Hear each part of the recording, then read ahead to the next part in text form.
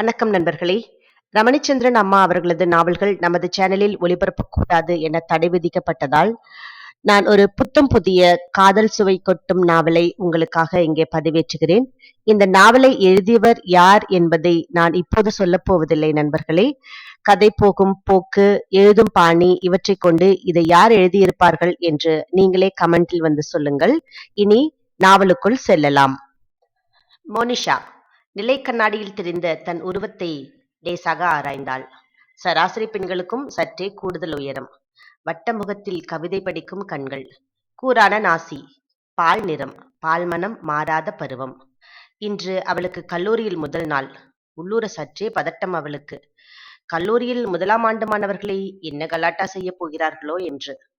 தனக்கே உரிய துள்ளலுடன் பார்த்து கொள்ளலாம் என உள்ளுக்குள்ளேயே சொல்லிக் கொண்டாள் மோனிஷா. அம்மா என அழைத்துக்கொண்டு மாடிப்படிகளில் துள்ளி இறங்கினாள். பார்த்து பார்த்துடி என்ற வசந்தா மகளை ஆசை தீர பார்த்தாள். என் கண்ணே பட்டுடும் போல, சுடிதார் போட்ட புள்ளிமான் மாதிரி என் மகள் என்ன அழகு என உள்ளுக்குள் நினைத்து கொண்டு பின் தன்னையே கடிந்து கொண்டாள். பெற்றவர்கள் கண்தான் பொல்லாததாமே. அம்மா டிஃபன் ஆச்சா? நேரம் ஆயிடுச்சுமா. என்ன அண்ணனை இன்னும் காணோம் என மோனிஷா சொல்லிக்கொண்டு இருக்கும் போதே அவள் அண்ணன் வினீத் அவன் அறையிலிருந்து வெளியே வந்தான். வந்துட்டேன் குட்டிமா. ஓ, அதுக்குள்ள ரெடி ஆயிட்டீங்களா மேடம் என்று தன் செல்ல தங்கியை வம்புக்கு இழுத்தான் வினீத். வினீத் கல்லூரியின் இறுதி ஆண்டு மாணவன். தங்கையின் அன்பு அண்ணன், பெற்றோருக்கு அடங்கிய பிள்ளை, கல்லூரி பெண்களின் கதாநாயகன். தங்கையின் மீது உள்ள பாசத்தால் தன் கல்லூரியிலேயே தங்கைக்கு சீட் வாங்கிவிட்டவன். இருவரும் உண்டு முடித்து கிளம்பும் சமயம் திவாகர் வேகமாக அறையிலிருந்து வெளியே வந்தார். வினு, காலேஜ் கிளம்பிட்டீங்களா என்று கேட்டபடி. ஆமாம் டாடி என இருவரும் கோரஸாக சொல்ல, போகும் வழியில் நான் குட்டிமாவை காலேஜில் என் காரில் டிராப் பண்ணிடுறேன், நீ எனக்கு ஒரு உதவி செய்யப்பா என வினீத்தை பார்த்து கேட்டுக்கொண்டே சாப்பிட உட்கார்ந்தார் திவாகர். திவாகரும் வசந்தாவும் அரசு அலுவலர்கள். கீழ்நிலையில் பணியில் சேர்ந்து தங்கள் உழைப்பால் உயர் பதவிக்கு வந்தவர்கள். தங்கள் பிள்ளைகளுக்கும் உழைப்பே முக்கியம் என்று சொல்லி வளர்ப்பவர்கள். அழகான மகிழ்ச்சியான சின்ன குடும்பம் அது. சொல்லுங்க டாடி. ஆனா மோனிக்கு வேற இன்னைக்கு காலேஜ்ல ஃபர்ஸ்ட் டே, அதான் என்று தயங்கினான். நான் விட்டுடுறேன்ப்பா, நீ ஏடிஎம் போய் கேஷ் ட்ராப் பண்ணி அம்மா கிட்ட கொடுத்துட்டு அப்புறமா கிளம்பு. அம்மாவுக்கு ஏதோ அவசரமா பணம் தேவையா இருக்கு என தகப்பனாய் உத்தரவிட்டார். ஓகேப்பா என வினீத் சொல்லவும் உண்டு முடித்த அப்பாவும் பெண்ணுமாய் காரில் ஏறினர். நீ முன்ன போ குட்டிமா, நான் வந்துடுறேன் என அண்ணனாய் தைரியம் சொல்லி அனுப்பிவிட்டு ஏடிஎம் செல்ல வண்டியை கிளப்பினான் அண்ணன். கல்லூரி விழா குழம் பூண்டிருந்தது. வண்ண வண்ண பட்டாம்பூச்சிகளாய் மாணவர் கூட்டம். காரிலிருந்து தயங்கியபடியே இறங்கினாள் மோனிஷா.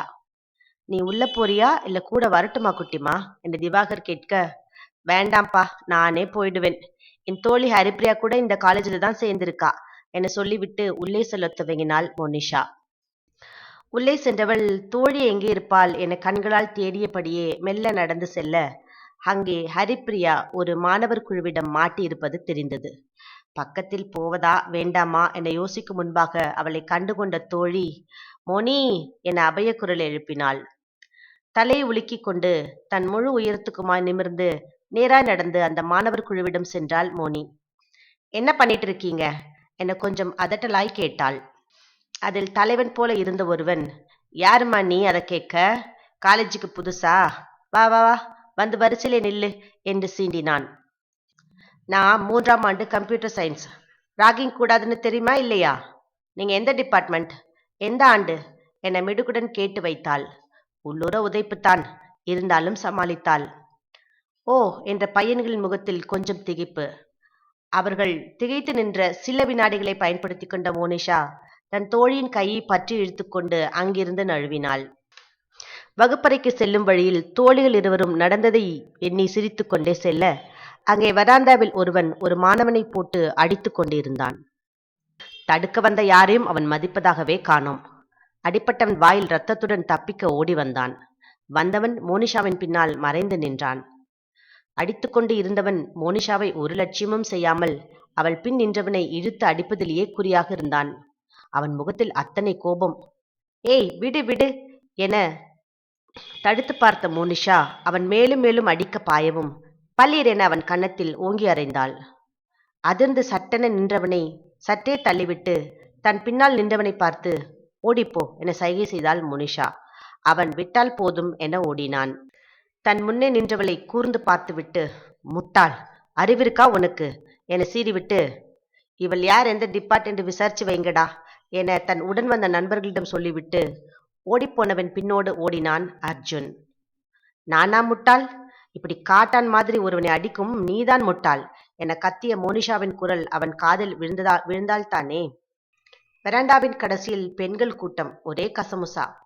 விசாரிக்க போன ஹரிப்பிரியா வந்து மோனிஷாவிடம், ஓர் 1ஆம் ஆண்டு மாணவியை அந்த பையன் கேவலமாக ராகிங் செய்தானாம், அதுதான் அவனை அடித்து பிரின்சிபாலிடம் இழுத்து போனார்களாம் எனவும், தான் கல்லூரியின் முதல் நாளிலேயே அந்த முரடன் சொன்னதைப் போல முட்டாள் ஆனதை உணர்ந்தாள் மோனிஷா.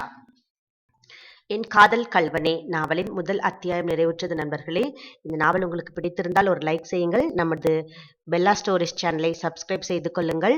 எனவே தொடர்ந்து நீங்கள் இந்த நாவலை கேட்க முடியும். இந்த நாவலை எழுதியது யார் என்பதன் உங்கள் யூகத்தை இந்த கமெண்டில் தெரிவியுங்கள் நண்பர்களே. நாம் அடுத்த அத்தியாயத்தில் சந்திக்கலாம். நான் பெல்லா. நன்றி.